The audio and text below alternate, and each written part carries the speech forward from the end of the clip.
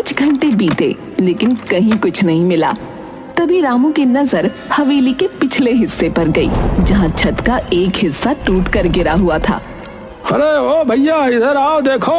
अरे यहाँ कुछ है शायद। कहाँ? अरे ये मलबा हटाओ, इसके नीचे कुछ है। सबने मिलकर मलबा हटाया और नीचे एक पुराना पत्थर निकला जो जमीन से अलग दिख रहा था। जैसे ही उसे हटाया गया, नीचे सीढ़ियां दिखाई दी, एक तहखाने की ओर जाने वाली। तहखाना? ये तो बिल्कुल फिल्मी सीन बन गया। चलो अंदर। वो लोग बारी बारी तहखाने में उतरे। तहखाने में घुप अंधेरा था, सीलन भरी हवा और मकड़ी के जाले। सबने अपनी मोबाइल की फ्लैश लाइट जलाकर जगह जगह टटोला। तभी रमन की नजर एक लोहे के पुराने संदूक पर पड़ी। ओ इधर देखो यार, कुछ मिला है, एक संदूक।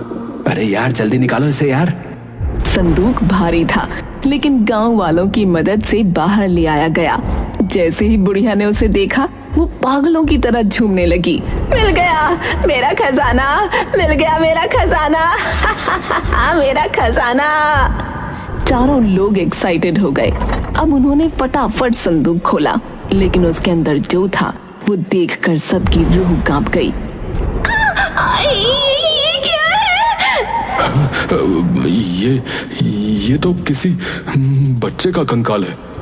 चारों तुरंत पीछे हट गए, लेकिन बुढ़िया संदूक को पकड़कर बैठ गई और उसकी आंखों से आंसू बहने लगे। ये क्या है?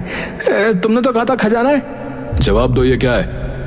बताती हूँ, सारा सच बताती हूँ। बुढ़िया ने बताना शुरू किया कि उसका नाम गौरी था।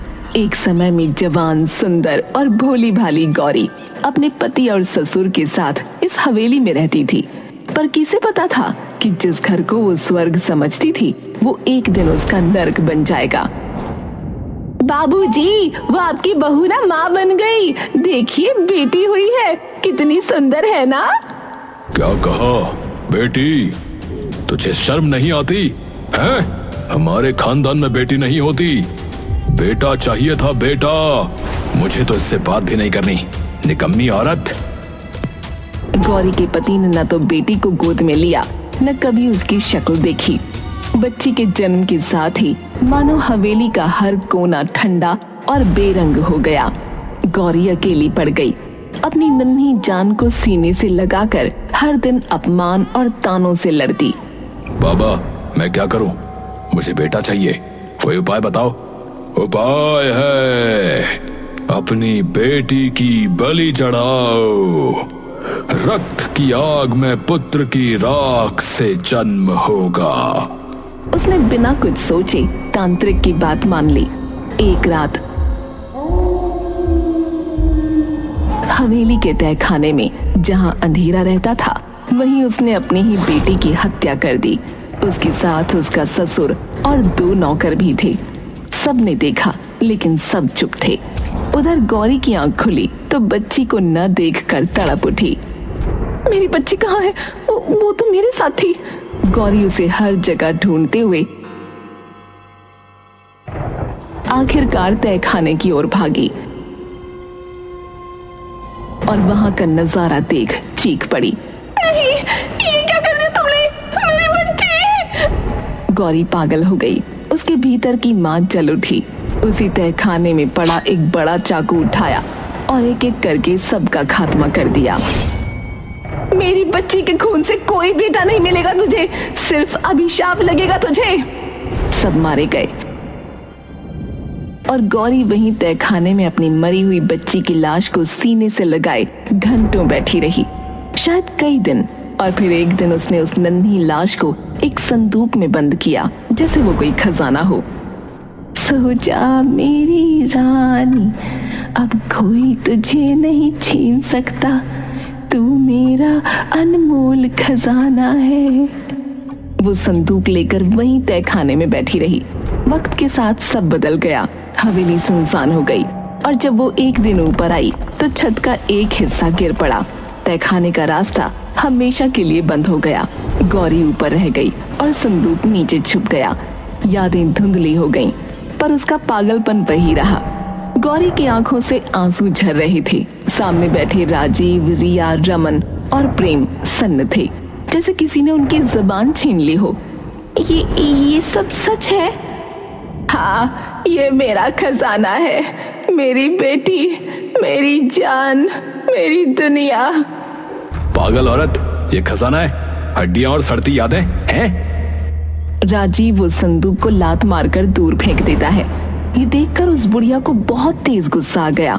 वो पागलों की तरह चिल्लाने लगी, नहीं, ये मेरी बच्ची है, तेरी हिम्मत कैसे हुई मेरी बच्ची को लात मारने की? वो पगलाई हुई औरत अब उस संदूक को गोद में लेकर हवेली के अंदर की ओर भागी। उसकी चीखें हवेली की दीवारों से टकराकर लौट रही थीं।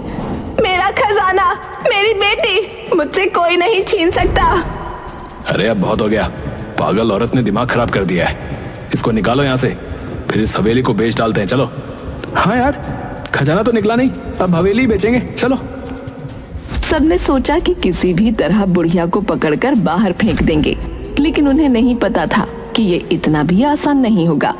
वो लोग हवेली के अंदर की तरफ जाते हैं तो अचानक राजीव फर्श पर बिछे कालीन पर पैर रखता है और गड्ढे में गिर जाता है जो कालीन से ढका था।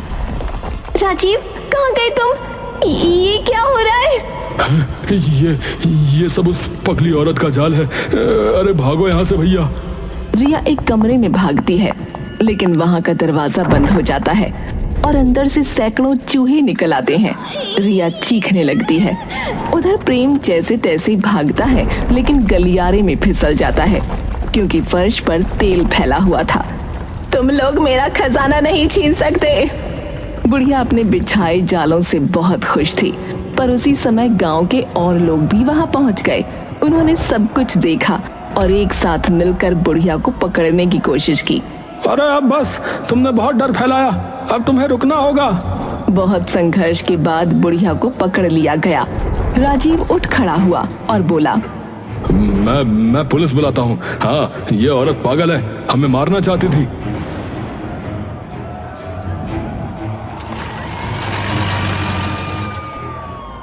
पुलिस जल्दी ही पहुंच गई। सर, हम तो ये हवेली बेचने आए थे। ये औरत हम पर हमला कर रही थी। पागल है सर ये। हाँ, मैं पागल हूँ, लेकिन ये हवेली मेरी है, मेरे खून से सींची गई है। तुम लोग इसे अपना कहते हो, क्या सबूत है तुम्हारे पास? पुलिस को बुढ़िया की बात सही लगी, इसीलिए उन्होंने उनसे कागज मांगे, सबूत मांगे, लेकिन चारों लोगों के पास कुछ नहीं था, न कोई दस्तावेज, न कोई अधिकार।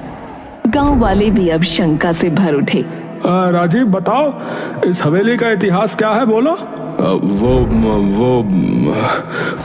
हम तो बस। अरे वो क्या कर रहा है, हैं? हमें फोन करके तूने बुलाया ना, लेकिन अब लग रहा है कि तेरा झूठ पकड़ में आ चुका है। अब चुपचाप सच बोल दे, वरना सीधे जेल ले जाएंगे तेने। हाँ, हमने हवेली पर कब्जा करने की कोशिश की थी ताकि उसे किसी फॉरेनर को बेचकर पैसे कमा सकें। हमें किसी ने यहाँ के बारे में बताया था, तो हमने सोचा कि गांव वालों को बेवकूफ बनाकर अपना काम निकाल लेंगे। हमें माफ कर दीजिए। हैं? माफी? हाँ, जरूर मिलेगी ना माफी। चलो सीधे थाने, चलो, वहीं करेंगे तुम्हें सब माफ। पुलिस ने चारों को गिरफ्तार कर लिया और फिर रामू आगे आया। उसने सबको देखा और बोला, इतनी बड़ी कहानी हो गई, हमें आज पता चल रहा है। देखो भैया, गांव वालों, मुझे लगता है कि हमें इस बच्ची का जो है अंतिम संस्कार करना चाहिए। ये जरूरी है भैया।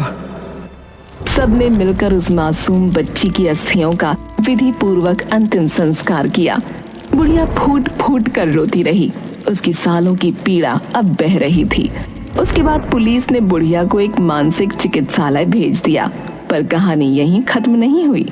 गांव वालों ने उस हवेली को एक बालिका विद्यालय में बदल दिया। बाहर एक पट्टिका लगी जिस पर लिखा था, गौरी कन्या विद्यालय, एक माँ की याद में।